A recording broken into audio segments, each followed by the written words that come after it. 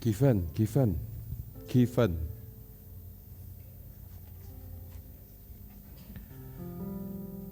Sini nak.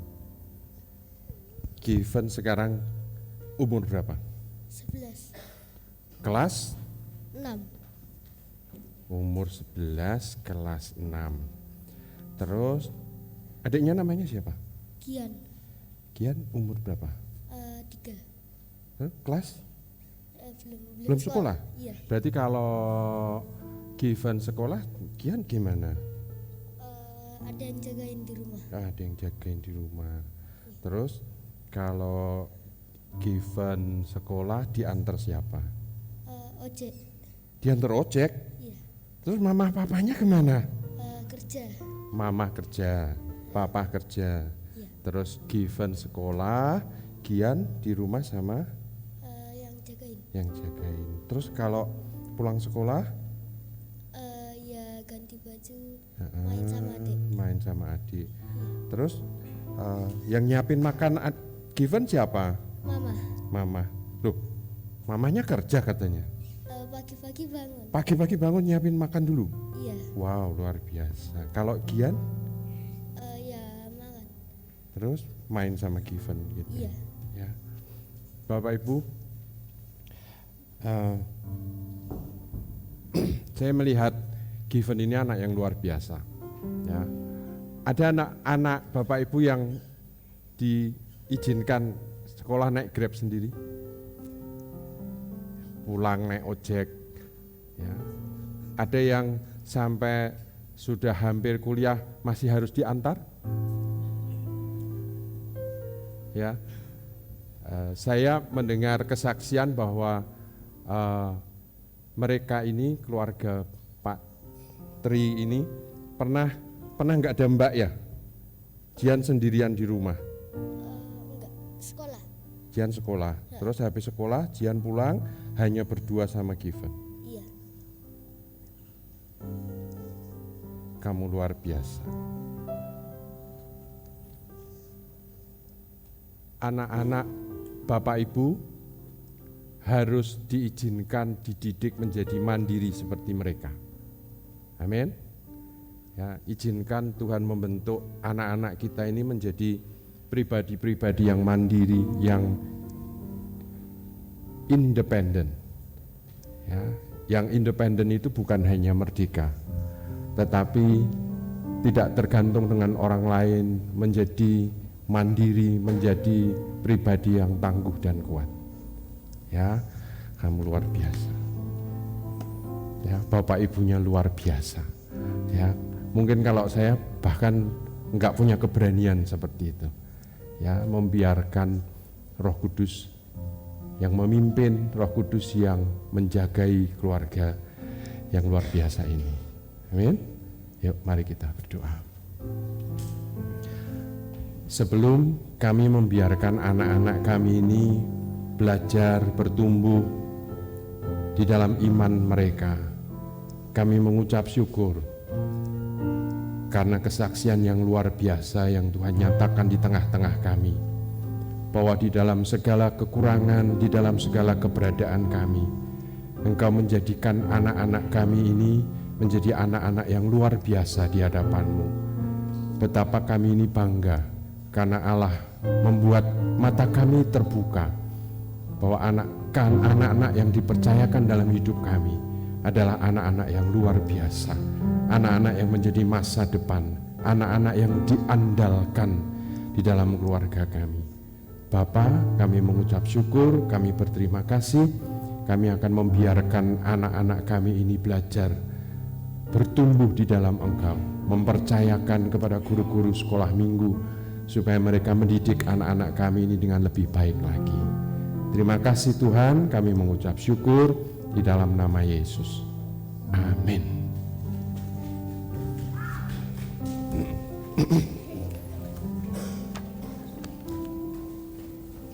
Bapak Ibu biasakan memberikan bukan sekedar pujian, tetapi sesuatu yang menguatkan, yang membuat kita sendiri kadang-kadang kita ini menjadi amazed gitu ya. Amazed itu apa? kagum gitu. Ya. Melihat anak-anak kita tumbuh dengan luar biasa. Itu kakaknya itu pulang sekolah masakin indomie buat adiknya. Ya. Terus ada yang belum saya tanya tadi itu. Terus kalau adikmu siapa yang cepokin? Kakaknya. Ya, anak kelas 6 SD, Saudara. Ya, yang lain lari-lari, main layangan gitu ya, sudah bebas gitu. Dia bertanggung jawab dengan adiknya, luar biasa.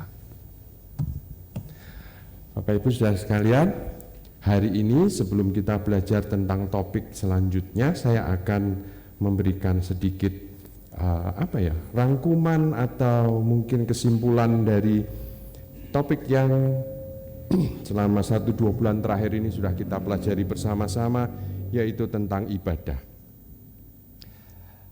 Ya, ini rangkuman ya, kesimpulan rangkuman semacam itu. Bisa di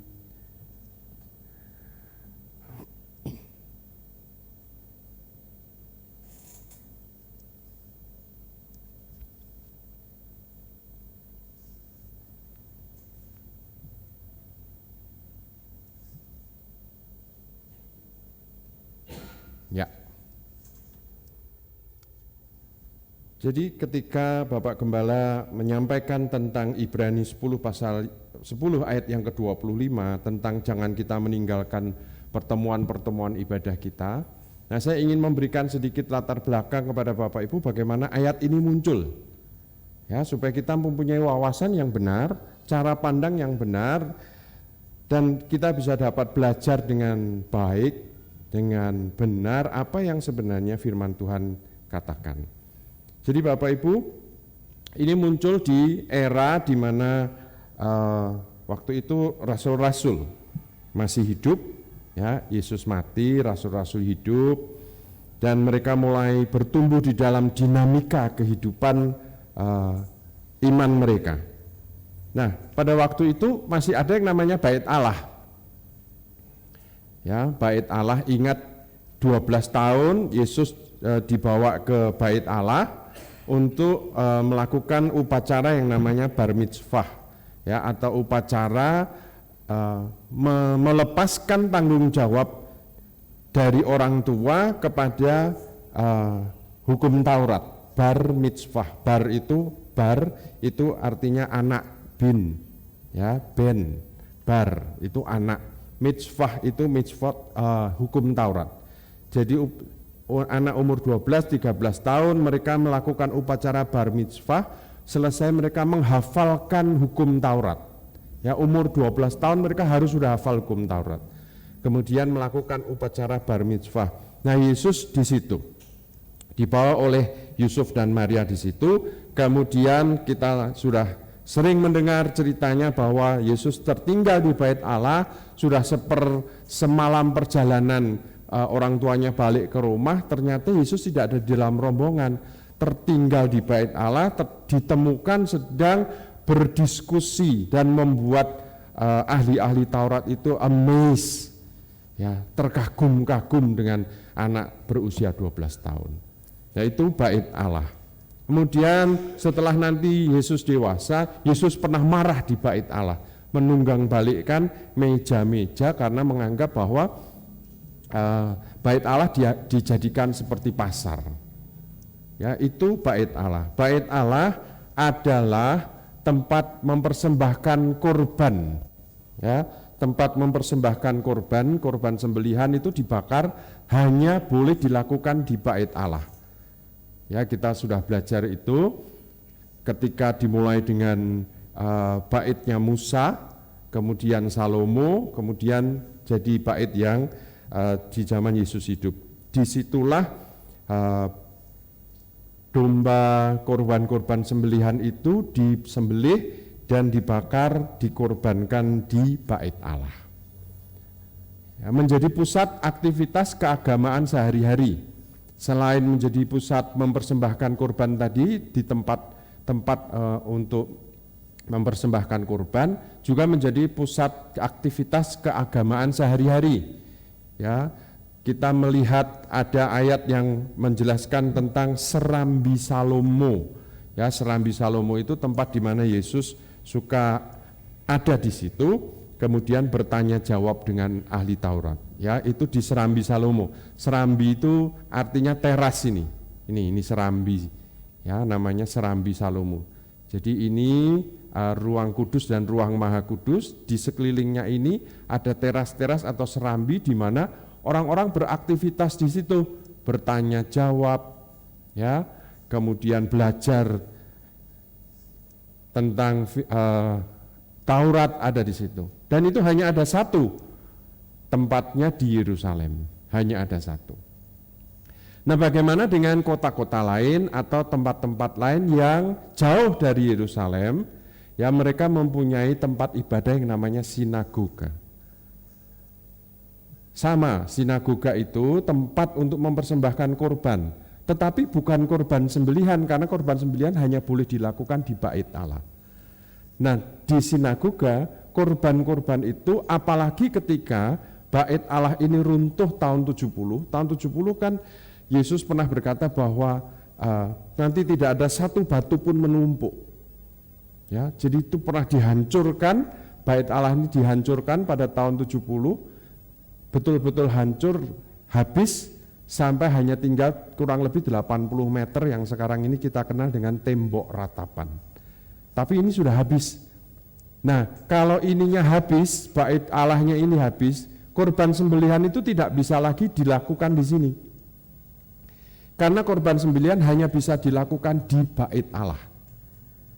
Maka ketika bait Allah ini tidak ada lagi, orang-orang percaya berkumpul dan beraktivitas di sinagoga. Mereka tetap mempersembahkan korban, tetapi korbannya diganti menjadi korban pujian.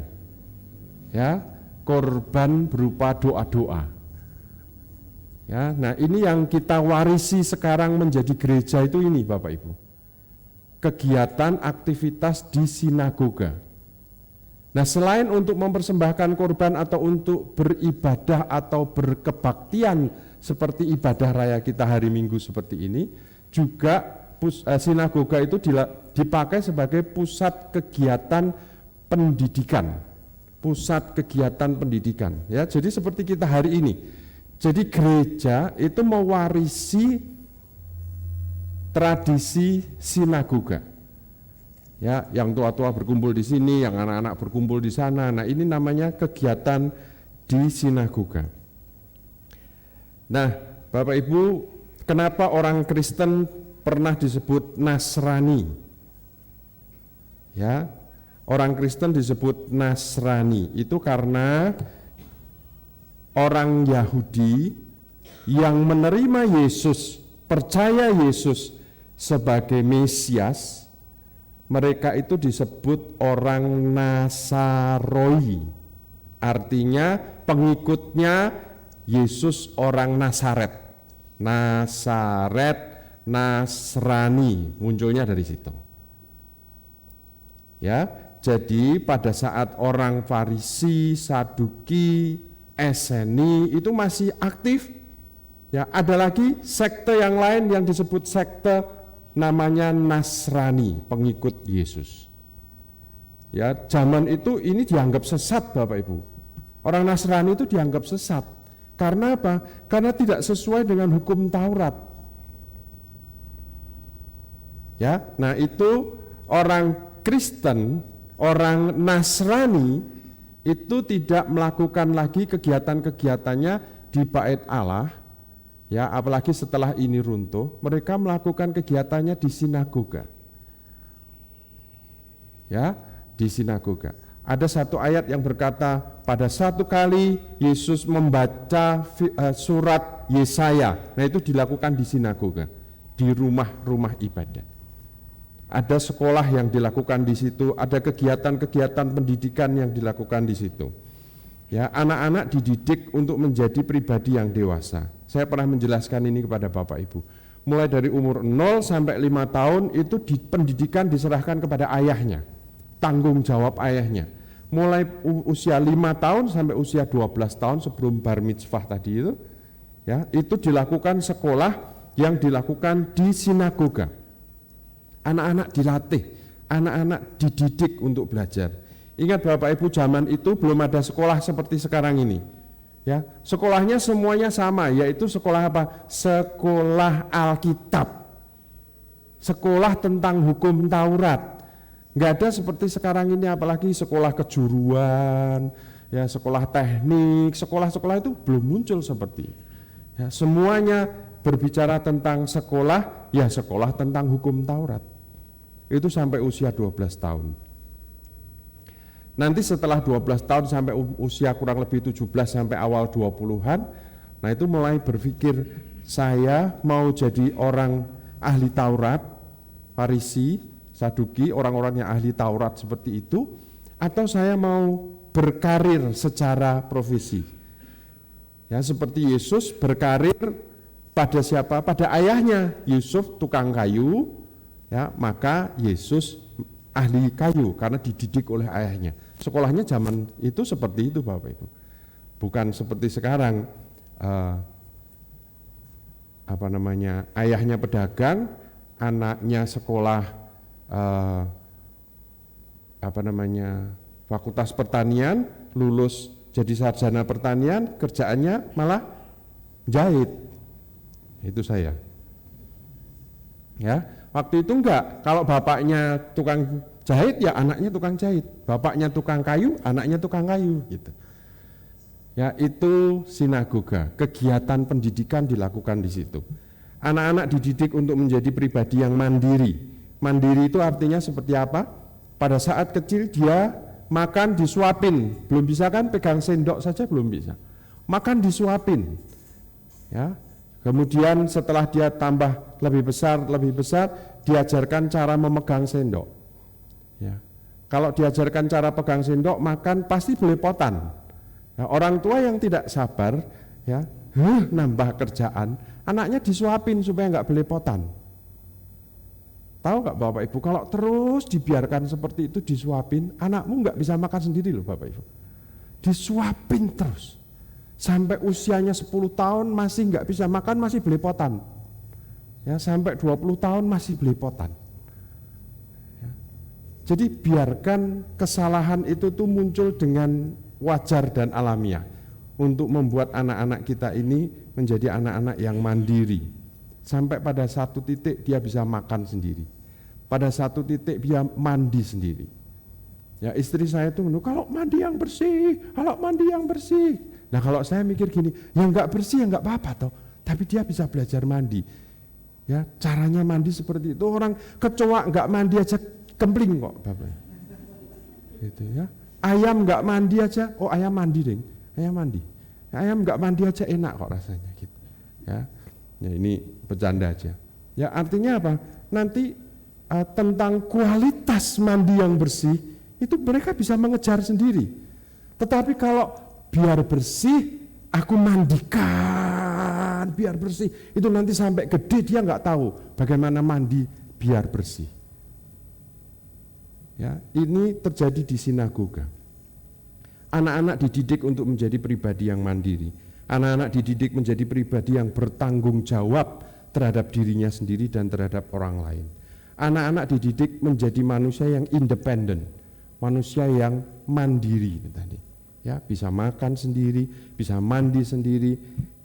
Bangun tidur, kalau anak-anak itu masih malas sekolah, ya kan? Bapak Ibu, kenapa kita ini diajarkan dengan ujian yang bertingkat-tingkat? Kelas 1 SD, ujian untuk kenaikan kelas 2. Kelas 6 ujian untuk naik tingkat ke SMP. Ya, SMP naik ujian SMA. SMA ujian lagi ke fakultas, ke universitas. Supaya apa? Supaya kita bisa dengan mandiri ketika kita dewasa, kita dengan mandiri kita bisa menghadapi ujian hidup. Ya. Yang mahasiswa itu pasti ngeluh itu, ujian terus, TAS terus, tiap hari tes terus. Ya, baru diperhadapkan dengan ujian di sekolah kita sudah ngeluh, belum nanti kalau diperhadapkan dengan ujian hidup. Ya, makanya sekolah itu adalah sarana pendidikan untuk menjadi independen. Ya, itu terjadi di sinagoga.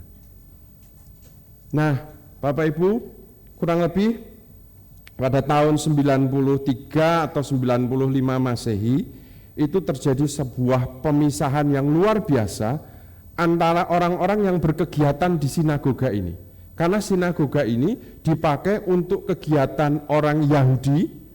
Ingat ya, Yahudi, mereka itu kan berlatar belakang Yahudi. Yang tadinya di sini, setelah ini hancur tahun 70, mereka berkegiatan di sinagoga. Nah, setelah sama-sama berkegiatan, mereka Yahudi pakai sinagoga, Nasrani pakai sinagoga, Bapak Ibu.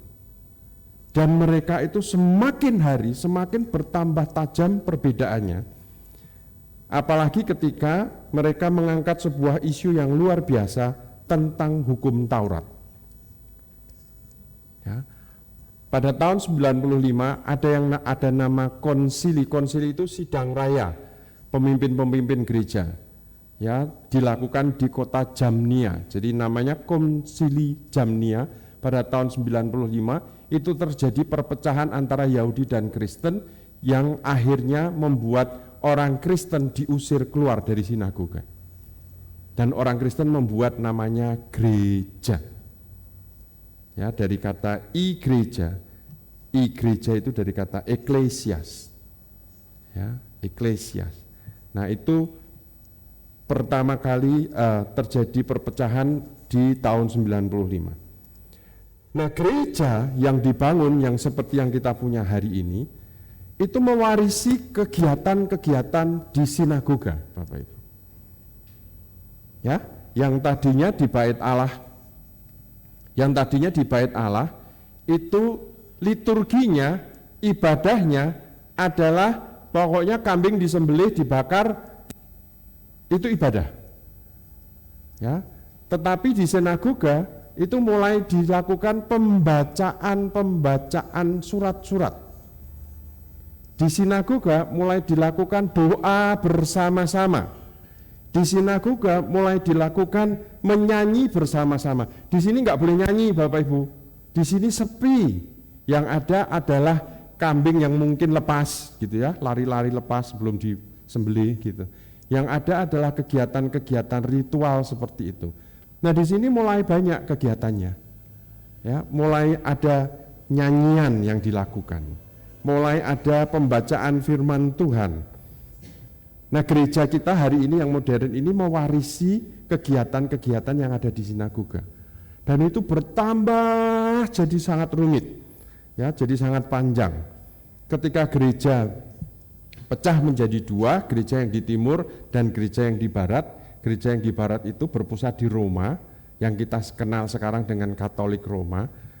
Ya, itu mereka mulai menggunakan alat musik yang karena sudah di gereja tidak ada aturan yang baku, mereka menggunakan alat musik yang hari itu alat musiknya adalah alat musik kearifan lokal. Di daerah Roma dan sekitarnya itu yang berkembang namanya orgel. Orgel itu apa ya? Alat musiknya bentuknya seperti piano, ya, diketuk pakai jari begini, tetapi penghasil suaranya adalah pipa dengan tiupan angin, gitu. Bisa membayangkan nggak? Di Semarang masih ada satu di Gereja Belenduk, yaitu orgel. Ya, terus berkembang lagi gereja berkembang, gereja berkembang di Inggris, gereja berkembang di Amerika. Mereka menggunakan kearifan lokal. Nah, pertanyaan saya, kenapa kita menggunakan alat-alat musik seperti ini? Kenapa tidak menggunakan angklung? Itu kan kearifan lokal gereja kita kan, atau gamelan gitu. Nek gamelan piye, Pak? Kita menyembah Tuhan lebih keras lagi. Bisa bayangkan itu enggak, Bapak Ibu? Ya, Pak Dimas yang megang bass itu bass yang gong gede, gong. Ya. Nah, itu gereja mewarisi kegiatan-kegiatan seperti ini. Ya, kemudian menambahkan lagi yang tidak ada, jadi ada itu banyak sekali yang ditambah-tambahkan di ibadah di gereja. Ya, liturgi yang tadinya terbatas menjadi liturgi yang bebas. Yang tadinya statis hanya itu saja menjadi liturgi-liturgi yang dinamis. Ya, yang tadinya kegiatan-kegiatannya berupa kegiatan keagamaan menjadi kegiatan-kegiatan sosioedukatif, ya, melibatkan kegiatan kesosialan dan pendidikan.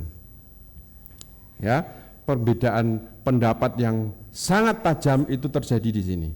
Di dalam Ibrani pasal 10 ayat yang pertama, di dalam hukum Taurat hanya terdapat bayangan saja dari keselamatan yang akan datang, dan bukan hakikat dari keselamatan itu sendiri. Orang Yahudi marah. Karena apa? Menurut mereka keselamatan itu hanya ketika melakukan hukum Taurat. Tetapi ketika Yesus ditanya hukum apa yang terutama, apa jawaban Yesus? Kasihilah Tuhan Allahmu dan kasihilah sesamamu manusia. Di dua hukum inilah terletak seluruh hukum-hukum yang lain. Ya, orang Yahudi marah, akhirnya mereka mengusir orang Kristen jadi gereja hari ini. Ya, nah kenapa panjang lebar saya ceritakan kepada saudara Bapak Ibu? Ya, kita ini gereja itu mewarisi apa? Mewarisi kedinamisan, dinamis, terserah perubahan-perubahan itu terjadi terserah kita. Ya, saking terserahnya kita ini tidak seperti orang yang tidak punya aturan yang baku, tidak punya patokan yang baku. Ya, kita sering mensalahartikan bahwa orang-orang pengikut Yesus itu adalah orang-orang yang paham aturan, yaitu aturan hukum Taurat. Tetapi mereka percaya bahwa Yesus itu Mesias. Lah kita hari ini, pernahkah kita belajar hukum Taurat? Pernahkah kita belajar tentang aturan-aturan? Maka nama gereja kita GBI, Bapak Ibu. Gereja Bebas Indonesia. Bebas Bapak Ibu kita ini. Ya mau ke gereja boleh, mau enggak ke gereja boleh, bebas. Orang Kristen awal-awal enggak seperti kita Bapak Ibu. Makanya ketika itu mulai berkembang, muncul ayat ini. Janganlah kita menjauhkan diri dari pertemuan-pertemuan ibadah kita. Seperti apa? Seperti apa? Di apa? Dibiasakan Bapak Ibu. Ya, maka ini ayat ini muncul. Janganlah kita menjauhkan diri dari pertemuan ibadah kita. Pertemuan ibadah itu bukan artinya seperti sudah dijelaskan minggu lalu ya oleh Pak David. Bukan berarti ibadah raya setiap seminggu sekali seperti ini. Pertemuan ibadah itu artinya seluruh kegiatan yang dilakukan di sinagoga. Pendidikan, sekolah dan sebagainya itu. Ya. Ingat bahwa mereka orang-orang yang tetap tahu loh Bapak Ibu tentang hukum Taurat. Mereka orang-orang yang dibesarkan oleh hukum Taurat. Mereka punya aturan itu. Tetapi dinamikanya itu yang berubah dengan sepanjang waktu, itu yang membuat kita hari ini melupakan sejarahnya ini lupa Bapak Ibu.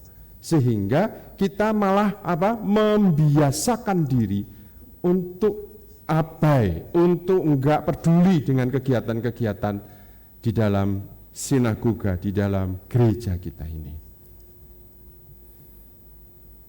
Ya, saya lahir dari orang tua, papa mama saya adalah majelis jemaat. Ya, sebagai anak seorang majelis jemaat, ya tentu saja tidak ada pilihan bagi saya untuk tidak ke gereja. Betul? Ya. Apakah Yuda dan Yedi ini punya pilihan untuk tidak ke gereja? Bisa apa? Kalau aku tak milih jadi agama lain ya gitu. Ya. Saya lahir dari keluarga yang ayah ibu saya adalah seorang majelis gereja. Ya, jadi kekristenan saya adalah kekristenan karena lahir di gereja. Ya, kekristenan yang lahir di gereja itu ternyata punya tantangan sendiri, Bapak Ibu. Selain punya satu privilege, satu kesempatan yang luar biasa, tetapi juga punya tantangan. Pada usia remaja SMP saya mulai dikenali sebagai seorang yang pandai olah vokal. Saya mulai menjuarai lomba menyanyi di sana, melayani di sini, melayani di sana. Dan menghafalkan lagu waktu itu tidak bisa seperti sekarang ini tinggal buka YouTube. Ya, menghafalkan lagu itu harus beli kaset. Diputar berulang kali sampai kasetnya itu, pita kasetnya itu bisa kelokor-kelokor gitu. Suaranya nggak karu-karuan. Nah, pada saat usia remaja di mana saya sedang berpikir bahwa mestinya kalau hari Sabtu sore hari itu saya dolan dengan teman-teman saya, tetapi sebagai seorang anak majelis saya harus duduk di gereja, ya, mendengarkan firman Tuhan. Apa yang terjadi dalam hidup saya? Mendengarkan firman Tuhan di tempat duduk paling belakang, saya itu bisa menghafalkan lagu yang nanti malam saya pakai untuk lomba nyanyi, Bapak Ibu. Ini di depan khotbah berapi-api, di belakang saya bisa nyanyi widuri. Gitu. Itu tantangan, Bapak Ibu. Ya, bebas sebebas itu kalau terjadi di bait Allah sudah mati kesambar bledek saya langsung. Ya, Allah itu marah bisa turun seperti itu. Ya.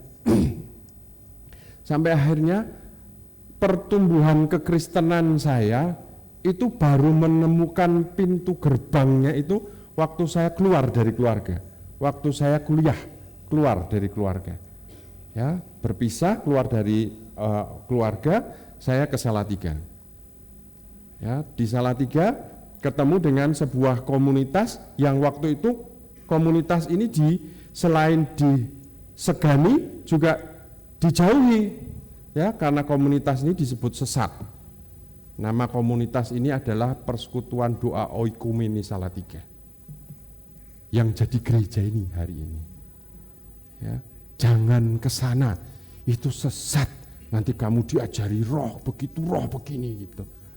Ya, yang masuk justru adik saya dulu yang SMA. Ya, dia cerita, wadah dimensi, waduh. Dia cerita begitu. Ya, dan waktu saya mulai tahu, mulai kenal dengan pacaran, ya, mantan pacar saya itu yang membawa saya ke Pondok Daud. Oh, ini tauhid. Dan di situ kekristenan itu baru begini. Ya, bayangkan belasan tahun nggak terjadi apa-apa dalam hidup saya, dalam hidup iman saya. Datang ke gereja setiap minggu sekali gitu ya, tapi di belakang nyanyinya masih widuri gitu. Saya bisa rengeng-rengeng di belakang loh, ngapalin lagu itu sampai teman saya di depan itu, nang gereja nyanyi widuri gitu. Ya, itu di gereja, Bapak. Kekristenan seperti itu yang terjadi. Saking dinamisnya itu, ya, saking terbukanya, saking bebasnya itu tadi. Ya. Nah, kalau saya kembali lagi ke sinagoga tadi, menjadikan tempat pendidikan anak-anak menjadi mandiri, ya. Kalau di gereja artinya mandiri secara apa? Rohaninya yang mandiri, Bapak Ibu. Tidak tergantung lagi dengan siapa-siapa, tidak tergantung lagi dengan rekan, dengan sesama jemaat, bahkan tidak tergantung lagi dengan gembalanya. Saya pernah menangis di depan sini ketika saya menyanyikan satu lagu. Apa ya lagu ini kok lali aku. Nanti aja kita nyanyikan lagunya ya, saya ingat. Bersamamu Bapa, ku lewati semua. Enggak ada yang lain sudah. Enggak bisa lagi. Tidak bisa lagi curhat ke siapa-siapa. hanya bersamamu, Bapa. Ya, saya merasakan kemandirian itu ketika saya dibentuk di dalam pertemuan jemaat, di dalam sinagoga, di dalam gereja seperti yang kita jalani hari-hari ini. Ya. Bapak Ibu, kita dididik untuk menjadi pribadi yang mandiri secara rohani. Hari ini, ya, setelah membiasakan diri berpuluh-puluh tahun, hari ini, ya, saya mau cerita ini buat Bapak Ibu. Setiap kali kalau bukan tidur, ya, kalau bukan tidur, tetapi saya menutup mata, itu seperti pindah dunia, gitu. Ya, lagi bikin pola, sibuk begitu, kok nggak ketemu caranya gimana gitu. Saya membiasakan diri untuk apa? Diam dan tutup mata. Begitu tutup mata, itu di dalam pikiran saya itu langsung ini, Bapa, itu kebiasaan saya. Bapa, iki piye, kok polanya angel men gitu. Itu kebiasaan saya. Menjadi pribadi yang enggak langsung, aduh polanya angel men, terus langsung bingung cari Google gitu, enggak. Tutup mata. Ya, kami menikah belasan tahun, istri saya mengenali. Gitu, ya. Begitu ketika dia tahu kapan saya tutup mata itu, kapan saya tidur, kapan saya sedang berkata Bapa gitu. Ya, sehingga dia seringkali bertanya, lagi mikirkan apa gitu, ya. Jadi kadang-kadang di tempat tidur gitu saya merem gitu, tapi dia tahu bahwa saya merem bukan tidur. Kemudian setelah selesai dia tanya, mikir apa gitu, ya. Menjadi pribadi yang mandiri, enggak terus cepet-cepet curhat, cari tempat curhat, ya, cari YouTube, cari Google, bukan, ya. Membiasakan diri untuk bergantung kepada pribadi yang luar biasa, Bapa kita. Ya, itu didikan bertahun-tahun, Bapak Ibu. Ya, dari anak-anak rohani bertumbuh menjadi orang dewasa yang mandiri secara rohani. Kemudian saya mau mengingatkan Bapak Ibu sekali lagi, janganlah kita meninggalkan, janganlah kita menjauhkan diri dari pertemuan-pertemuan ibadah kita seperti dibiasakan oleh beberapa orang. Ya, kata dibiasakan ini memancing saya untuk membagikan ini kepada Bapak Ibu Saudara sekalian. Kondisi pandemi ini membuat kita terbiasa dengan sebuah alternatif yang lain, yaitu apa? Tidak hadir di gereja. Itu membiasakan diri loh Bapak Ibu. Nanti kan bisa lihat hasil rekamannya, nanti kan bisa lihat YouTube-nya. Ya, akhirnya menjadi apa? Kalau ditanya orang, gerejanya di mana gitu. Oh, saya di GBI. GBI jemaat mana gitu. GBI Gereja Betel Indonesia, bukan. Apa? GBI Gereja Bebas Indonesia Jemaat YouTube. Ya, itu jadi kebiasaan kita loh Bapak Ibu.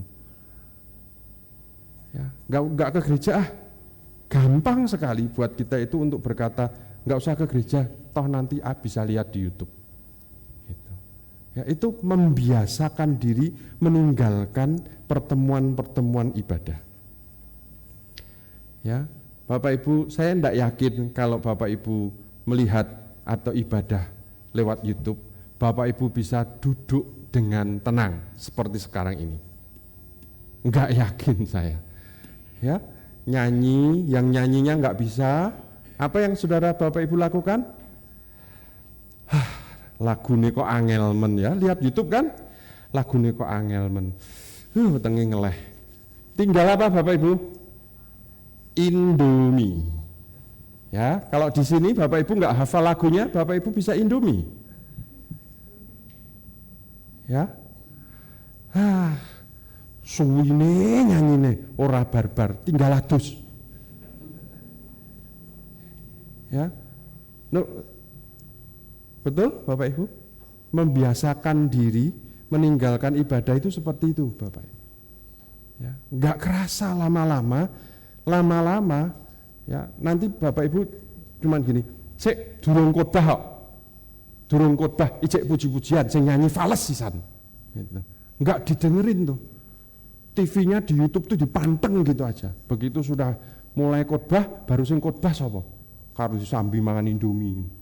Wah, sing khotbah ra nyenengke gitu. Enggak ada lagi kata amin gitu, enggak ada lagi. Enggak ada lagi bangun pagi, enggak ada lagi.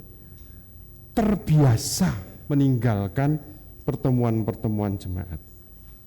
Makanya minggu lalu Bapak David Tong itu membagikan kepada kita tentang 3 kata marilah. Marilah, nanti diulang sendiri ya Bapak Ibu, karena ini review atau summary aja buat Bapak Ibu. Marilah kita dengan tulus. Ingat ya, marilah kita dengan teguh berpegang pada pengharapan. Marilah kita saling memperhatikan, saling mendorong, saling menasihati. Ya, itu marilah, marilah, marilah. Sehingga di sini dikatakan, marilah kita saling menasihati dan apa? Marilah kita semakin apa? Semakin giat. Yang semakin giat apanya? Meninggalkan pertemuan-pertemuannya yang semakin giat kah? Ya? Oke? Ini kesimpulan-kesimpulan, catatan-catatan dari apa yang saya ikuti selama beberapa minggu ini yang ingin saya ingatkan pada Bapak Ibu. Perpindahan dari suasana yang statis menjadi dinamis, dari bait Allah menjadi sinagoga, statis dinamis, dari sesuatu yang terbatas menjadi sesuatu yang bebas, dari hal-hal yang sifatnya religion menjadi sosio-edukatif, itu membuat kita terpancing untuk meninggalkan apa yang menjadi kewajiban-kewajiban kita. Tetapi kita masih dengan berani berkata bahwa kita ini adalah orang-orang beriman. Betul? Nah, setelah kita belajar ini tadi, Bapak Ibu masih berani berkata kita ini orang beriman? Apakah arti kata iman itu? Iman ki pokoknya percaya Om. Ya, lihat mobil Wuling sudah keluar ya Pak? Yang listrik ya, dalam nama Yesus gitu ya. Siapa yang gitu ya? No, kok jawil-jawilan kenapa Bu? Ya, lihat ada yang bening begitu, dalam nama Yesus ya. Iki naksir cewek apa perdukunan pesulap merah ya. Kita ini seringkali jadi seperti itu Bapak Ibu. Orang katanya orang beriman itu pokoknya dalam nama Yesus. Terus kalau kita sudah ngomong dalam nama Yesus, itu seolah-olah Yesus disuruh gini, ya wis, lah wis gimana kamu pakai namaku kok gitu. Ya udahlah, tak kasihlah gitu ya. Itu mantra Bapak Ibu. Ya, itu dukun Kristen. Nah, sekarang kita tinggalkan yang tadi ya tentang ibadah. Nah, kita akan belajar tentang hal yang baru yang saya kasih judul iman. Ya, saya berminggu-minggu saya menyusun sebuah materi-materi pengajaran tentang iman. Pagi hari ini saya ingin bagikan sedikit pengawalan tentang iman. Gereja adalah sekumpulan orang yang beriman kepada Kristus. Amin. Ya, nah, sehingga kita ini merasa bahwa kita ini layak disebut orang beriman. Siapa bapak orang beriman? Abraham. Gitu. Ya, mengapa dia disebut bapak orang beriman? Gak tahu Om. Pokoknya kalau di sekolah minggu itu diajari Bapak Ibrahim mempunyai, ya kan? Banyak sekali. Anak-anakku, anaknya dan kau juga, mari puji Tuhan tangan kanan Bapak Ibrahim, mari puji Tuhan tangan kanan, tangan kiri Bapak Ibrahim, gitu kan. Itu yang kita pahami tentang Bapak orang beriman ya. lembut, bijaksana, murah hati, taat kepada Tuhan. Dan kita lupa ada ayat-ayat yang menjelaskan bahwa Abraham itu pernah membawa 318 orang-orangnya yang terlatih berperang untuk berperang dan menang kepada raja yang namanya Kedorlaomer. Artinya Abraham itu juga seorang pembunuh, menang perang, merebut seluruh kerajaannya. Ya, yang kita pahami Abraham itu lembut, bijaksana gitu. Enggak juga Bapak Ibu. Daud membunuh berapa ribu orang. Seringkali kita ini enggak tinggal di sinagoga itu loh Bapak Ibu ya. Enggak punya wawasan berpikir bahwa gereja ini tempat kita belajar. Yang penting kalau di gereja itu haleluya, udah wis. Itu ya. Abraham disebut bapa orang beriman. Ya, kita pasti diingatkan dengan peristiwa ini ketika Abraham mempersembahkan Ishak anaknya. Ya.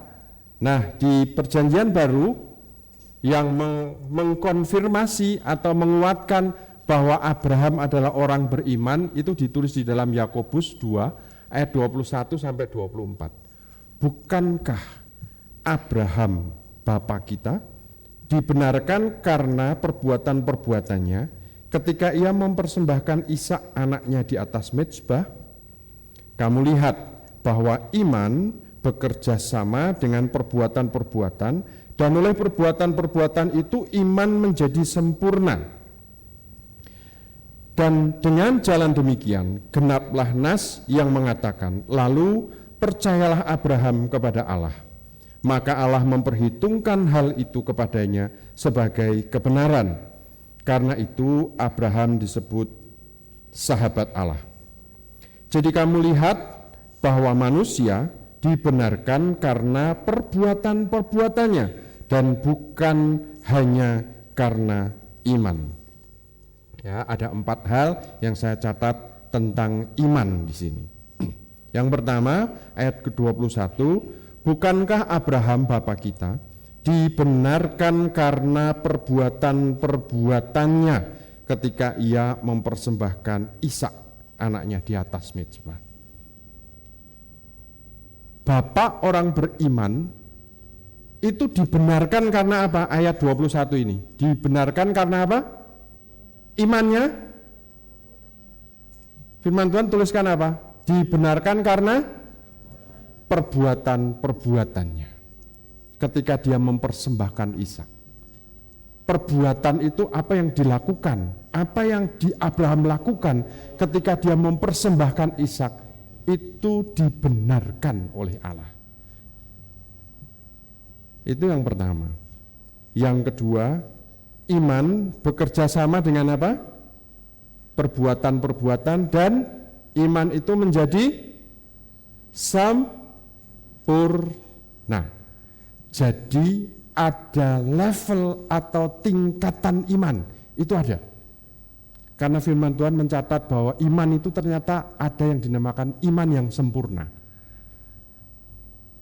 Ya. Nah sekarang kita ini ada di level mana? Saya tanya Bapak Ibu, berani ngomong bahwa kita ini imannya sudah sempurna? Berani? Nah, iman kita ada di mana nih levelnya? Ternyata iman itu ada levelnya Bapak Ibu. Karena iman itu bisa dikatakan iman yang sempurna. Yang ketiga, iman itu diperhitungkan sebagai ayat yang ke-23. Dengan jalan demikian, genaplah nas yang mengatakan, lalu percayalah Abraham kepada Allah. Percayalah. Percaya itu artinya beriman. Ya. Lalu Abraham beriman kepada Allah, maka iman atau kepercayaan Abraham itu diperhitungkan sebagai apa? Kebenaran. Jadi iman kita kepada Allah itu diperhitungkan sebagai kebenaran. Maka Abraham disebut sahabat Allah. Okev Hashem. Ya. Atau kalau nanti kita pelajari bahasa aslinya, Abraham itu kebenaran yang dimiliki oleh Abraham itu sadik, ya sadik. Makanya orang-orang itu dikatakan Saduki itu sadik, Zadok, ya Saduki itu dari keturunan Imam Zadok itu, ya dari kata sadik. Ya kalau bahasa Arabnya sidik. Ya kita punya teman-teman yang namanya sidik, itu artinya sebetulnya adalah kebenaran. Oke, dan yang keempat, manusia dibenarkan karena apa? Iman dan perbuatannya itu saling menjalin menjadi satu. Bukan hanya iman, bukan hanya perbuatan, tetapi Abraham menjadi contoh buat kita iman dan perbuatan. Ya, jadi kalau nanti Bapak Ibu ditanya, orang Kristen itu selamat masuk surga karena iman atau karena perbuatan? Karena apa? Karena iman dan perbuatannya.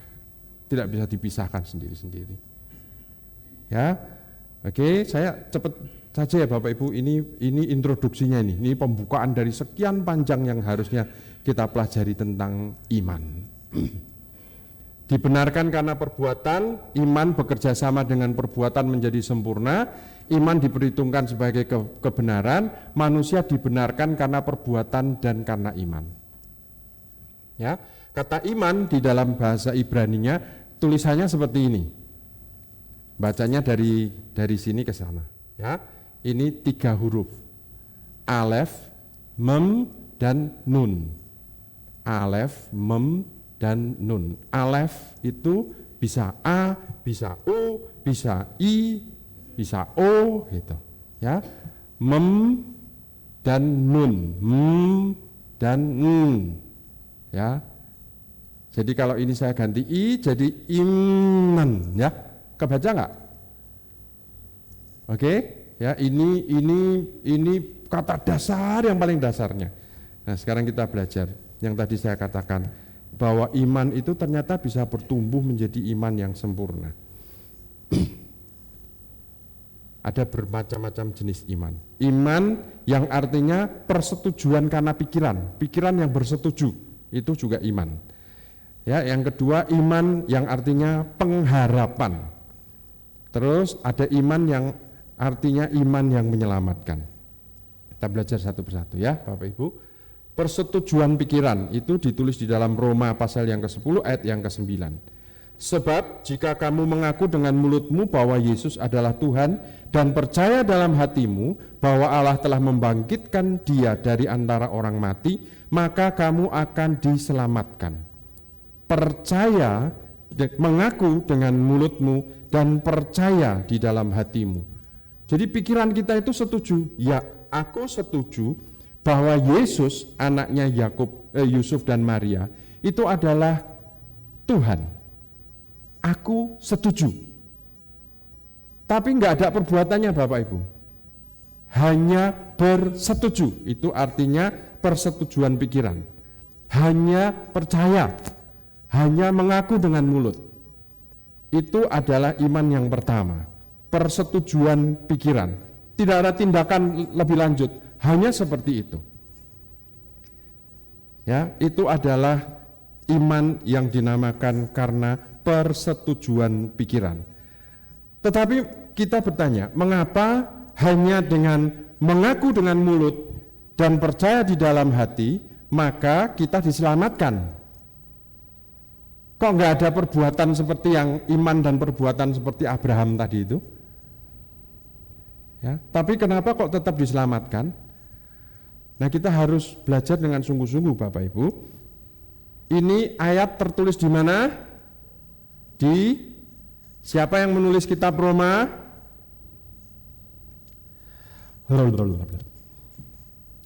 Ini Bapak Ibu ya, nggak pernah jadikan gereja kita jadi sinagoga itu ya seperti ini. Menenteng Alkitab kemana-mana, tapi yang ditenteng itu bahkan kita nggak tahu itu apa gitu. Ya, kitab Roma itu ditulis oleh Paulus. Ya, nanti Bapak Ibu bisa baca. Ya, apa yang dituliskan oleh Paulus ini adalah sebuah konfirmasi, sebuah penjelasan, sebuah pencatatan keadaan yang sebenarnya yang terjadi di Roma. Di Roma itu begitu kamu mengaku bahwa kamu adalah murid Yesus, akibatnya apa? Mati, Bapak Ibu. Pokoknya begitu mengaku aja mati. Ada yang digoreng, ada yang disalib, ada yang diikat pakai kuda 4 penjuru, ditarik kudanya suruh lari gitu.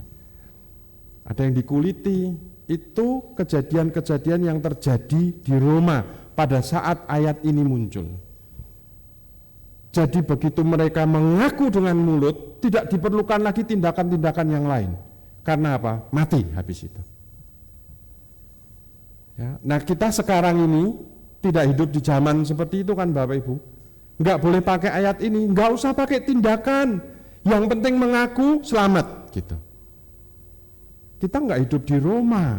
Kita tidak hidup di dalam kondisi yang menekan seperti zaman itu. Ya, ini iman dalam arti persetujuan pikiran. Pokoknya aku mengaku, pikiranku berkata setuju, ya amin masuk surga. Bukan seperti itu, Bapak. Ya, yang kedua itu persetujuan pikiran. Yang kedua iman dalam arti pengharapan. Pengharapan.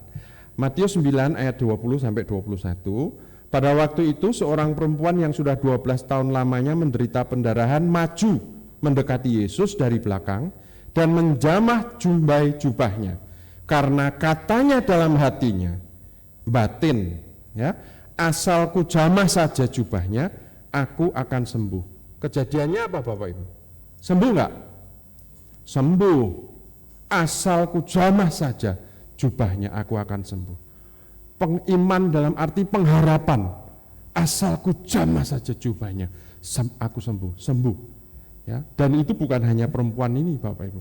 Banyak lagi kejadian-kejadian yang Alkitab mencatat bahwa kesembuhan-kesembuhan itu terjadi karena apa? Pengharapan. Ya, seorang perwira Roma mengirimkan utusan kepada Yesus ngomong bahwa pokoknya kalau engkau bersabda maka anakku akan sembuh. Wah, Yesus sampai heran. Iman sebesar ini gitu ya. Udah enggak usah ke rumahku Yesus. Pokoknya engkau bersabda saja, anakku di rumah itu pasti sembuh. Gede imannya Bapak Ibu. Pengharapannya besar sekali. Ya. Nah, kita hari ini Bapak Ibu, aku belum punya rumah. Aku kepengin punya rumah, berharap punya rumah. Tapi ora kerja. Kira-kira apa? Dalam nama Yesus, kurang keras. Dalam nama Yesus. Sampai serak, gerok suaranya hilang. Enggak ada Bapak Ibu.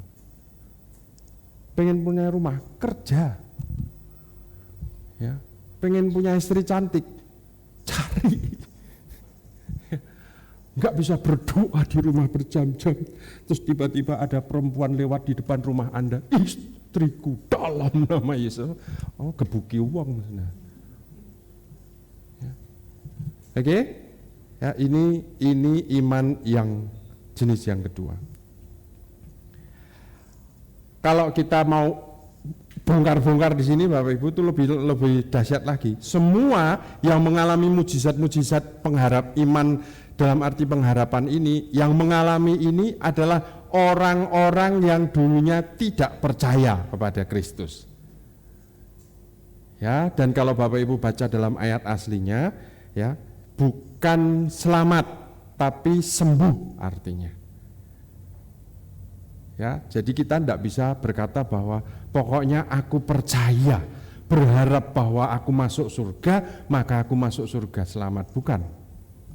Ini adalah hal-hal yang dikerjakan, diizinkan terjadi oleh Yesus supaya apa? Supaya mereka melihat bahwa Yesus itu betul-betul Allah. Perkara selamat atau tidak itu berikutnya. Setelah perempuan pendarahan itu sembuh, dia mengikuti Yesus, beriman kepada Yesus, mengaku bahwa Yesus adalah Tuhan, melakukan perbuatan-perbuatan nyata atas imannya, baru dia selamat. Nggak bisa kita hanya mengklaim dalam nama Yesus, pokoknya kalau sudah dalam nama Yesus selamat masuk surga. Bukan itu, Bapak Ibu. Iman itu bukan seperti itu. Ya, yang ketiga, iman yang menyelamatkan. Yakobus 2 ayat 14. Yakobus 2 ayat 14. Surat Yakobus itu ditulis oleh Yakobus. Yakobus itu adalah adik tirinya Yesus. Ya. Baru tahu Bapak Ibu. Ya, Yakobus. Dia berkata begini, apakah gunanya saudara-saudaraku jika seorang mengatakan bahwa ia mempunyai iman padahal ia tidak mempunyai perbuatan, dapatkah iman itu menyelamatkan dia? Yakobus itu keras sekali. Ya. Yakobus itu orang yang straight itu apa adanya. Waktu dia ketemu Petrus aja takut. Ya, waktu Petrus ketemu dengan Yakobus, Petrus aja takut, gitu. Ya. Yakobus berkata, apa gunanya jika seorang mengatakan bahwa ia mempunyai iman, tetapi ia tidak melakukan imannya dengan perbuatan? Ya, nanti kita belajar lebih lagi satu diuncai gitu ya Bapak Ibu ya. Ini judul-judulnya saja. Tuh. Alif Mem Nun ya. Alif Mem Nun di dalam seluruh Alkitab itu dituliskan emunah. Ya, Alif Mem Nun. Alif Mem Nun. Itu kalau dikasih huruf hidup itu emunah ya. Kadang-kadang alif mem nun itu ditulis di Alkitab bahasa Ibrani itu emet ya. Kadang-kadang ditulis aman. Tahu kata amanah ya, kita ini amanah Pak, sudahlah percayalah sama kami, amanah ya. Amanah itu muncul dari kata ini, aman. Emunah, emet dan aman itu artinya sama Bapak Ibu. Menyerahkan hidup kepada Allah, itulah sebabnya Abraham disebut emunah, bapak orang percaya. Ya, menyerahkan hidup kepada Allah. Abraham itu sudah pasrah bongkoan. Abraham, tinggalkan keluargamu, tinggalkan kotamu, pergilah ke tempat negeri yang akan aku tuntun kepada engkau. Menyerahkan hidupnya sepenuhnya. Abraham, bawalah anakmu, persembahkan anak Ishak kepadaku, bunuhlah dia. Abraham melakukan itu, pasrah, dia menyerahkan hidup kepada Allah. Ya, itu arti kata emunah, iman. Ya, emunah, emet, aman itu juga berarti jujur, setia, konsisten atau stabil. Ya, jangan bilang gini, imanku baru lemah, besok ngomong, wah imanku haleluya, hari ini lemah lagi. Enggak bisa seperti itu Bapak Ibu. Ya, alif mem nun itu konsisten, stabil. Ya, jangan stabil jelek terus ya Bapak Ibu ya. Stabilnya harus stabil bagus terus. Ya, emunah, emet, aman, amanah, dapat dipercaya.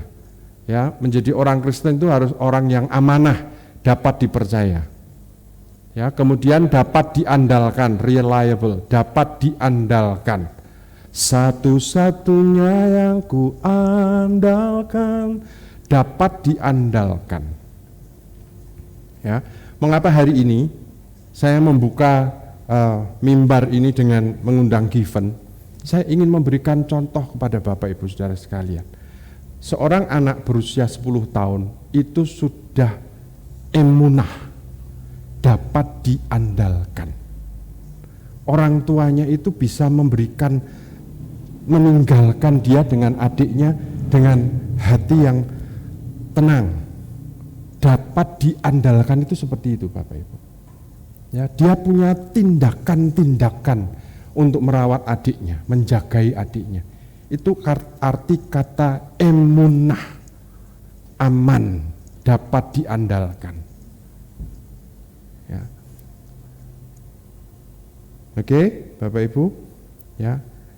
Yohanes 1 ayat yang ke-12, tetapi semua orang yang menerima Yesus, diberinya kuasa supaya menjadi anak-anak Allah, yaitu mereka yang percaya di dalam namanya. Ya. Percaya di dalam namanya itu ditulis aman. Yohanes 1 ayat yang ke-12. Semua orang yang menerimanya diberinya kuasa untuk menjadi anak-anak Allah. Dapat diandalkan. Itu arti kata anak-anak Allah.